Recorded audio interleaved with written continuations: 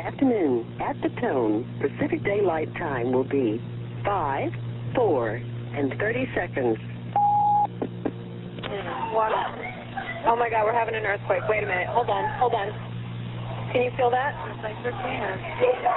Okay, this is interesting. There go the lights. Oh.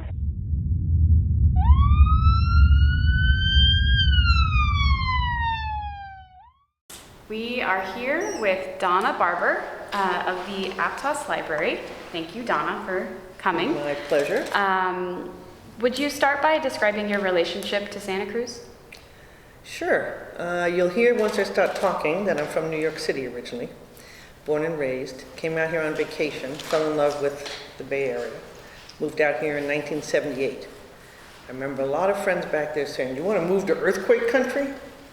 That's not going to stop me. I was born in New York. I mean, I survived subways. I survived, plenty of worse things in New York. Moved out here in 78, actually landed in San Jose, discovered the beach in 82.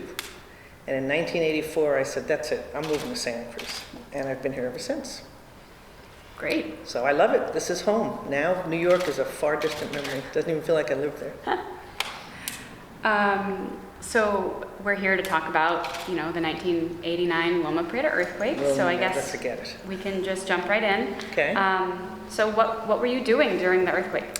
I have the best story on the planet, and I'll never forget it for the rest of my life. I was in the shower.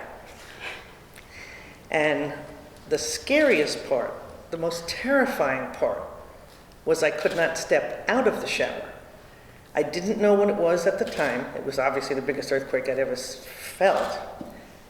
I heard shattering glass, and all my mind visioned the movie Psycho. I thought someone was breaking into the house, and I was going to get attacked in the shower. All that's going through my mind while the entire shower and tub are rocking and swaying, and every time I tried to step out, I fell back in. So I don't know how many seconds it took, but I finally was able to step out, because my first thought was, you need to put some clothes on here. I threw on a towel, and then I thought, oh my God, my cats, back then I had 2 cats, they went running. The scary part was all the glass. The shattering, after I was wrapped in the towel, I ran in the kitchen, all the cupboards opened, all the glass, not that I had anything expensive, but the dishware, the china, everything fell out from everywhere. And all I kept thinking was, oh my God, the cats, oh my God, the cats. I don't have a lot of expensive possessions, but I have one thing that I value a lot. It's a very expensive, large vase. And I could use this bottle as an example. I ran back in as the vase was doing this. And I went, oh God, I gotta get the vase. And I literally put my hand under it and took it and just set it on the floor. And I was home alone. I didn't know who to call, what to do. Threw on some clothes, just to be decent. Ran outside. It was a townhouse, so a lot of neighbors were all milling around. In those days, I worked for the post office. I had completed my route. And the first thing I always want to do after my route is take a shower. All the neighbors were out. We were all hugging each other. Everybody was petrified. We literally thought it was the end of the world. And the scary thing after that was the aftershocks kept coming and coming and coming. And every time we were like, okay, we can let go now. Another one. Constant rocking and swaying. Without looking up the statistics, I don't know how long it went on for, but the quake was 15, 17 seconds, and the aftershocks were constant. They just did not stop. So it was a day that will live in my mind till I'm dead. Yeah. Scariest thing ever. I lived in the East Coast through blackouts and power outages. They were nothing. They were nothing. So it was just a terrifying ordeal. To add to it, I was living home alone because the then partner I had moved out. So here I was alone in our house, worrying about the cats. I did save the expensive vase. And nobody wanted to go back in the house after that. We were just petrified. So all the neighbors in the townhouse development set up tents, and we lived out in the yards in tents because we were so petrified. Every time we went back in the house, another aftershock would happen. Wow. And you're talking 1989, no cell phones, no remote things, everything was in the house. Yeah. But the best part of the story, I love to tell, the only phone call that got through, phone rings, I run back in to get it, it's my mother. Donna, what happened? I'm watching the ball game. What's going on out there in California? I'm like, Ma, it's not like I'm in charge. I don't know what's happening. We're all scared to death. But all of a sudden, I'm watching the baseball game and everything went to a standstill. Get out of there. Mom, where am I supposed to go? You know, I'm in Santa Cruz. I'm at my house. Are you okay? I'm fine. But I don't think I can stay here and chit-chat on the phone. That was the only phone call that got through. Next 3 days, we had no water, no electricity, nothing. No phone lines, and we all lived in tents. All the neighbors and I just went and camped out. My then ex-partner came home because, of course, she was worried and was I okay, and, you know, were the cats okay. But it was terrifying. That's the only word I can use. It was terrifying. And it was so huge and out of any of our control. You know, now I know about all the stand in the doorways and all that stuff. The doorway wasn't going to help. Everything was just swaying and rocking and rolling. So, best I could do was stay away from glass and things falling on my head. Yeah. So that's my memory of it. But I got the shower in. And where was the townhouse? Live Oak, almost the same neighborhood I'm in now. Been in Live Oak since '84. Luckily it was single level, so nothing crashed down on me. But it was scary. Yeah, and when you say that you guys lived in tents and didn't have supplies for a couple of days, what did you do how did you get those tents? Did you have one? My then partner had one, all the neighbors pitched in. It was one of those things like that goes on nowadays, sadly, with all the tragedies and shootings. That's when people pull together. And so any neighbor that had any kind of camping gear, oh, do you need this, do you need that? Little lanterns, the little gas-fueled stoves. I mean, we made it a fun experience having all the neighbors together. And you didn't have much choice when you have no water and no electric and no phones. And, yeah. So we just all pulled together. Somebody had something that someone else could borrow. And my ex-partner had sleeping bags. And it was October. It was a beautiful sunny day. It wasn't like we were going to freeze to death. I happen to not like camping, but camping in the tent seemed a lot safer when nothing was going to fall on me. So I managed, we camped for a few days. And then slowly we went back in the house. But any little movement, any little sound, we were racing back out again, like, here it comes again. But I'm still here. I didn't leave. What, if anything, did you experience emotionally, physically, or spiritually during or directly after the earthquake? Surprisingly, physically, I didn't get sick because I'm not a person who likes roller coasters because of what it does to my stomach. But emotionally, I'll give you a quote, like a good Santa Cruz woman. I was in therapy at the time. And the therapist was helping me get through the breakup of my 6-year relationship. And as the therapist said to me, Donna, you were already on shaky ground, and the ground shook. So I never forgot that statement either. I was emotionally affected for a long time, but because many things were happening. The relationship broke up, the person moved out, I was now alone, now we had an earthquake, my mother was in the hospital for lung cancer, a best friend was just diagnosed with AIDS. I mean, it was a very bad time in my life. So a lot of therapy, a lot of good friends, a lot of good support carried me through. But physically, I'm very lucky. Nothing happened to me.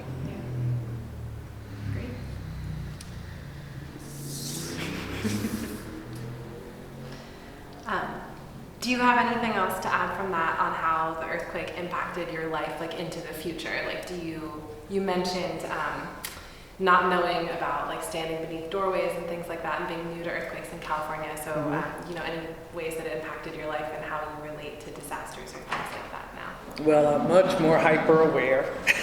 And I did some of the preparedness stuff. I haven't taken any official classes, but I have my 10, 15 gallons of water in plastic jugs and a escape route out of the house. I'm in a different house now, but out of the house. I'm careful about glass and things up high, and I try to keep things down low. What else have I done? And I know to stand under a doorway. I didn't know that in 1989. I think the biggest lesson, though, that it taught me is certain things are out of our control, and there's basically not a damn thing you can do about it. So after the breakup, after the therapy, after getting my life back in order, going back to work, I realized just live your life, because there's nothing you can do. You can be as prepared as possible, but it's Mother Nature. You guys are too young. When I was growing up, there was a TV commercial. It's not nice to fool with Mother Nature. I think it was advertising a butter or margarine. It's Mother Nature. Nothing we can do about it. So I'm not leaving California, and I don't live in fear, and it could happen while we're sitting right here. So I'm ready. I don't want to live through another one, but if I do, I'll survive. Well, and just to piggyback on that, are there ways that you think about how the earthquake impacted the community at large? Oh, yeah. Oh, my God. In fact, that was a Tuesday, if I recall, on the 17th. Mom was back in New York in a hospital watching the World Series, which stopped in the middle of the game. The next day was the first time in postal history, I did 28 years for the post office, no mail was delivered. So there was a very strange silence over the city. And my route was the same route for 20-something years in Santa Cruz, and people were like, where's the mail? Where's the milk delivery? Where's the newspaper delivery? I mean, everything came to a screeching halt and made it very eerie. And it was the next day, like the Wednesday and the Thursday, that since nobody worked, I mean, unless you're an emergency responder or firefighter or something.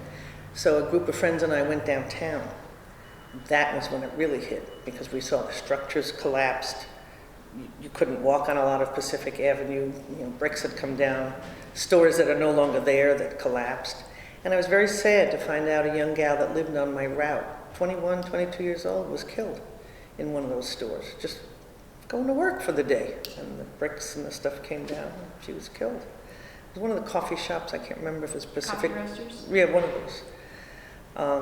So it was a huge impact. People were hugging, strangers were hugging each other. There was this wonderful feeling of we got to hang together and help each other. But it was like a ghost town. I mean, everything had just come to a screeching stop. I see a bus out here now. I'm like, I don't even remember if buses were running that day. I mean, everything just came to a screeching halt. So it was a huge impact on the city. And then, of course, there were years and years of wrangling on, well, we got to rebuild downtown, and how are they going to arrange that? I don't know how many years it took. I mean, now downtown looks fabulous, but not from '89 for about 5, 6, 7 years. They were doing all the red tape and wrangling of how they were going to fix up downtown. Huge impact on the city. But I just wish we could capture that feeling of let's help each other instead of what's going on nowadays. Just another follow-up, as a postal employee, were you called upon to, like as a government employee, to assist with any of the responder efforts or anything like that? Nope. It was just strange to call in the next day and find out all the post offices were closed. Yeah. No business was going on. And I was like, really? And of course I'm thinking, do we get paid for that? But it was just an act of nature. I mean, it's just out of our control. I was told, so that was a Tuesday, Wednesday was no work. By Thursday, when I went back to work and things, tried to resume back to normal, almost every customer on my postal route came out wanting to offer a cold drink or a lemonade or a cookie or whatever they had. Oh, Donna, it's so good to see you. Are you okay? Was your house okay? Are your pets okay? And I don't know how much longer it took me to do the route that day, but people were so warm and so like, oh, normalcy is returning. And that was a great feeling. And I didn't realize at the time, you see the mail truck every day. Every day, wherever you live, in any city in the United States. Oh, there goes the mail truck. Well, not that day, not October 18th, 1989. So by the next day, yeah, it was a nice feeling of, oh, okay, we survived. And even though the earth was still shaking, things are getting back to normal, and we can focus, go back to our jobs. So, it took time. Kind of like a death, you grieve, then you kind of get a little better. And then we have a little aftershock. And the sad thing was the Cooper house, but that's another story. Watching them with the wrecking ball tear down the old Cooper house. Would you like to tell more of that story? Or? Just that I stood there the day the wrecking ball was there, and everybody that stood there watched it, stood there crying. Total strangers held hands, and it was just watching a part of Santa Cruz history just get demolished. And all because of an act of nature. Not a terrorist. We didn't even have the word terrorist back then that I'm aware of. Just a crazy act of nature. So even to this day, I go downtown. It's like, no, it doesn't look like the downtown I remember. Yeah, a lot of the stories that we have heard from people, both on camera and off, they've talked about the impact of losing the Cooper House.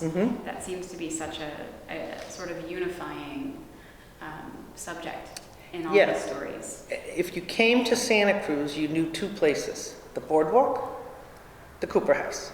If you didn't know those two, you were in the wrong town. I mean, it's like going to South Dakota. You know the carvings of the presidents or, up on the mountain. That was our landmark.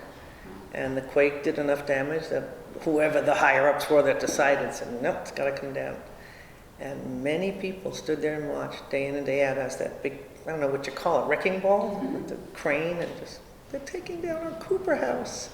It was very sad, because that was a place you met your friends, or you had your coffee, or you bought a pastry, and you just hung out at the Cooper House. So, yeah, I'm glad other people remember it as well. Oh yeah, lots of people remember it. You mentioned being out in tents with neighbors and going down to going downtown a day after or the next day or something. Yep. How did you know that that you could get downtown? We didn't. We have didn't. An idea we all had our cars. Yeah. Remarkably, because my car was in the garage, I mean, things fell all over, but nothing destroyed the car. Yeah. We all just said, remember, no TV, no electric. So those of us that were smart enough to have, in our day, we called them transistor radios. We'd have a radio with some batteries, which of course they tell you to have for earthquake preparedness.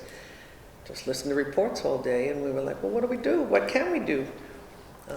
And I felt like I'd be in the way. I'm not an emergency responder. There was no sense in me going down and offering first aid or anything. But we all wanted to see what the heck was going on. Was there anything left to our city? And it wasn't until a few days later when we got electric and we could watch TV.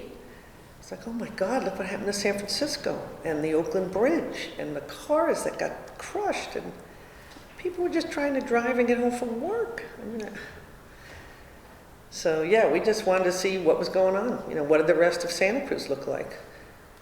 And we got conflicting reports as to where the epicenter was. Some said Santa Cruz downtown, some said Aptos. Furthest I remember going was just to downtown to see what happened. And very scary to see just all the bricks everywhere, and the buildings collapsed, and from an earthquake. I've never seen anything like it in my life. Even though San Francisco, I think, got it worse, the Marina District and the houses that were flattened and how many people were killed. We got away lucky, because if I recall, the statistic was 3 deaths in Santa Cruz. But even that idea, that this young girl who I used to see at the mailbox, at 21, 22 years old, was gone. It was just like a car accident. I mean, you're just in the wrong place at the wrong time. Did you use radio? Were you counting on radio to be reliable? Did you think the information you were getting was... I was hoping. I was thrilled I had a little, portable radio just to know what the heck was going on. Because I believe it was 2 or 3 days we had no water. I can't remember now if it was 2 or 3 days with no electric. It's a big inconvenience. So yeah, we just relied on listening to radio to know, what to do. Should we leave town? Where should we go? I didn't want to do anything as crazy as drive on Highway 17 and, looky-loo at that. Never thought to go to the ocean for some reason. That's always a nice soothing place. Then I was thinking tidal waves, tsunamis. I'm like, no, I'm just going to stay home and then stay downtown. It was so scary that my partner came back for a few days because we thought it's the end of the world. I'm like, oh, good, we're going to get back together. No, she came back to pack up her stuff and leave. But that was the least of it at the time. Yeah. Do you take any precautions against natural disasters now? You mentioned having gallons of water at home. Just the basics. I make sure I have batteries. I make sure radios are operating. There's not a whole lot you can do. I don't put things up high within the house that could fall down, that are breakable. My fancy, expensive R.C. Gorman vase still sits on a pedestal. Only I put those little don't know what you call them. They're specifically for earthquakes. They stick your items onto something. Museum wax. You know what? You can stick stuff on there. If it's a big enough quake, it's going to fall down. So I take some precautions, but like I said, you can't fool with Mother Nature. It's going to happen. It's going to happen. Is there anything that you'd like to add that we didn't cover? Any other stories from friends or anything like that? No, I just think the best part was that the only phone call that got through that day was my mother. She just had her way about her. No, just that the young kids nowadays that didn't live through it should know an earthquake is a really serious, big deal. And that one was terrifying. That's the best description I can give you. And for a long time, you always think of it, like every time I'd get back in the shower. Well, that's 30 years ago now, so I don't think about it as much. But yeah, it just, you got to be ready, but you got to keep living your life. So, and a number of people on my old postal route did move away. It really scared the you-know-what out of them, and they went up to Oregon, and they went to Washington. And so you can run, but you can't hide. If there's a mountain range, there's still going to be earthquakes. So I've never left Live Oak. I've stayed ever since. Did you, the ones who decided to relocate and move, did they talk to you about it, like specifically being because the... Oh, absolutely. They said, that's it, we're out of here. No more California. And they left. Yeah. And keep in mind, 89, not many emails, not many computers, not many ways to stay in touch. So I thought you were going to ask me, did I stay in touch with any of them? But no, they really were that frightened. The quake was that terrifying that people were like, I'm out of here.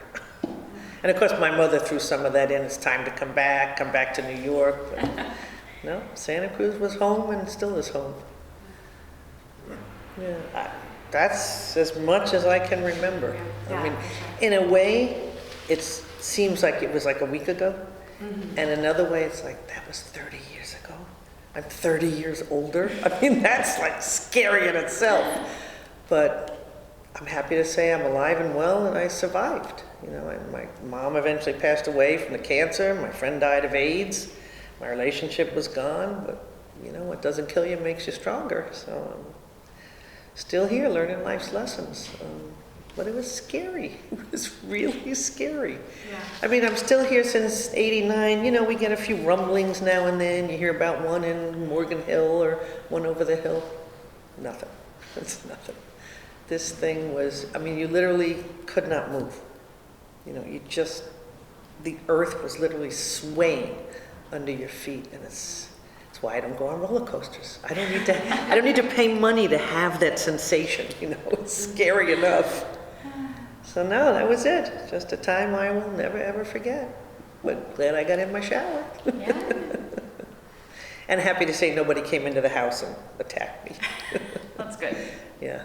And I remember my dad used to always say, things can be replaced, people can't. Mm. So yeah, broken dishes, broken china, you know, some family heirlooms. When you asked me, did you have any mementos you saved? All you could think of then was get the broom, sweep it up. I don't want to look at the stuff. Don't step on any broken glass. I mean, things fell out all over the place, in the garage, in the kitchen. And interestingly, here we were 10 townhouses sort of in a row. Different houses had less damage.